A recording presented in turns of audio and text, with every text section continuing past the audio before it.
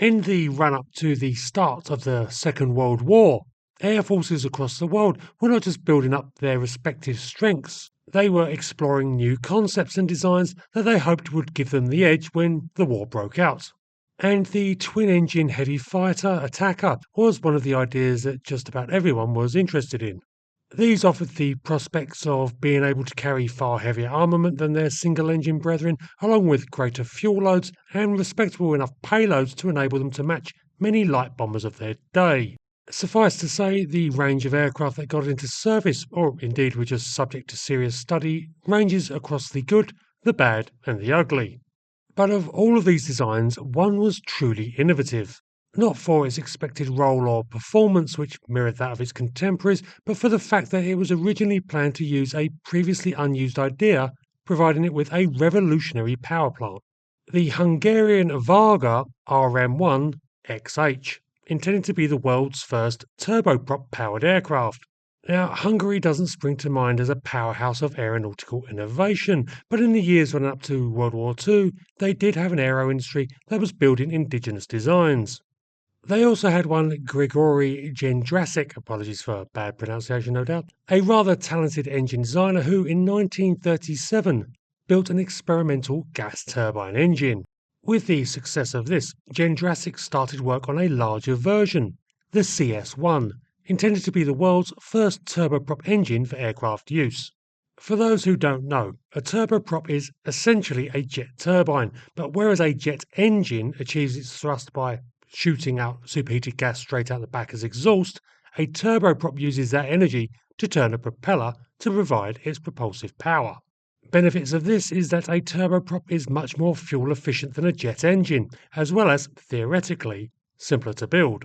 Jendrasic projected that his CS1 would be able to produce 1,000 horsepower, which by the standards of the late 1930s was about comparable to piston engine designs. But the advantage that the CS1 would have was that it would be considerably lighter than these conventional competitors, providing it a significant advantage over more powerful, but much heavier, piston engines. Certainly the Hungarian authorities were interested enough that they decided that the CS1 might be a splendid power plant for a new heavy attack aircraft, and so in 1940 they commissioned the construction of the Varga RMI-1 XH. Even without the novel power plant, the aircraft was pushing the bounds of the Hungarian aero industry at the time. Intended to be a three-seat attack aircraft, the RMI-1 was the first Hungarian aircraft built entirely of metal. Armament was expected to be 4 fixed forward-firing heavy machine guns in the wings, with 3 rifle-caliber weapons protecting the rear of the aircraft. Payload was up to 300 kilograms in an internal bomb bay, and projected speed with the turboprops was around 340 miles per hour, a very respectable speed for an aircraft of this type in 1940. Unfortunately, and as I'm sure you expected, things started to go wrong rather quickly. The CS1 engine proved only capable of producing 400 horsepower in bench tests, and in 1942, with Hungary now involved in the war on the side of Germany, it was decided that the Varga would be cancelled.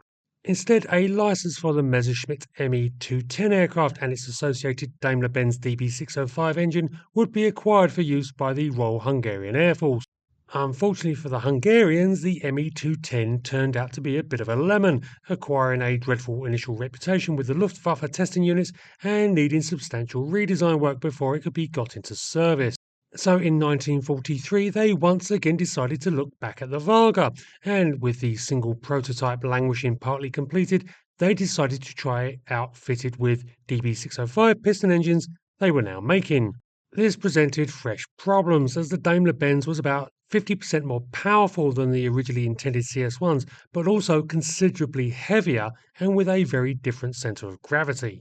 Considerable work had to be done to see if the conversion could even be made to fly, and while this was ongoing, the Hungarians took the opportunity to build a potential trainer aircraft closely modelled on the RMI-1 XH. This, the Varga RMI-2 XG, was a much simpler aircraft that used mixed material construction for simplicity and which was engined with 2 Argus piston engines that each produced 240 horsepower. This aircraft even had the privilege of undergoing flight testing, which is more than can be said for its bigger sibling. The complexities of fitting the DB605 to the RMI-1 meant that additional weight had to be added to the aircraft's tail for balance, and thus it wasn't until late 1943 that the aircraft was able to begin taxi trials. For an aircraft as cursed with misfortune as the RMI-1, this obviously couldn't progress smoothly either, and an accident damaged the aircraft. Repairs would be necessary, but now were far from a priority because in 1944 the Hungarians began to finally take delivery of their home-produced Me-210 CA-1s. Somewhat ironically, the delays in getting these operational meant that the Hungarian machines had the major issues in the design ironed out, and as a result they found the aircraft extremely effective, a sharp contrast to the earlier German experiences with the type. Thus, once again, there really wasn't an urgent need for the Varga RMI-1. Despite this, gradual repairs were made on the prototype and preparations made for flight testing to begin in mid-1944, when the final calamity befell the type. In June 1944, an American bombing raid destroyed both the RMI-1 and 2, finally sealing the fate of the aircraft. To be honest, the chances of the RMI-1 actually getting into service with the CS1 turboprop were extremely slim, as the engine's design, though it had some remarkably advanced features, was just not likely to work properly. Always a risk with brand new technology. But it does lead to the Varga RMI-1 XH being an intriguing what-if aircraft.